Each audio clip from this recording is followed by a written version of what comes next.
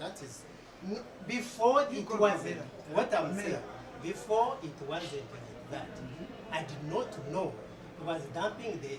Why do I have to have that? You don't have any problem without. Musajja mukulu ono nga dokita era nga yennyini kalwalira ka Wandegeya Medical Center abunye obufofofo nga bw'alaajana aba KCCA bwe bamuzinza okumuggala olw'enkwata embi ey'akasasiro we gye bagamba nti yabulabe eri abantu. Asoose kubyegaana ng'abalagayo kasasiro we bwamusuula mu kisiro kino kyokka bwe bamulaze empiso ezisangiddwa mu bisawo bya kasasiro bino kwe kumukalira ku mimwa wabula era amwegaanye nti ye talina kyamumanyiiko. So I don't know about those. How can I go and find out? Is it my expertise to know what is inside there?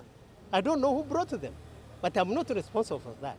Wabula akkiriza nti ensuula ya kasasiro aggyibwa mu malwaliro nga gano omuli empiso, omusaayi n'ebiringa ebyo kusoomoozebwa kunene gye bali.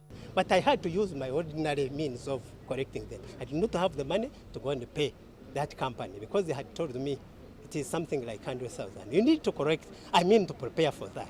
Meanwhile, those needles, they are not more than 400.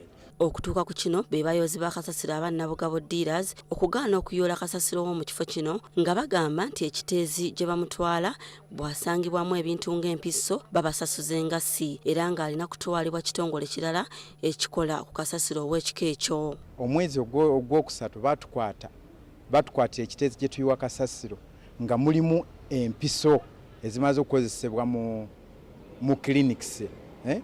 So kati kasasiro ono twali tuzze okumutwala ne tusangamu era empiso endala nga tetuyinza kudda mu nsobi emu eyo kuyoolawo kasasiro ono.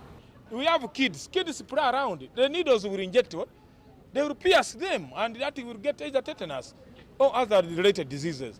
That's why you see these heaps of garbage, because we want sort of this and we want the public to know that this is delayed because of medical kyokka bagamba nti babadde balabula dokita ono okukwatagana n'abatwala kasasiro ow'ekika ekyo nga tabafaako.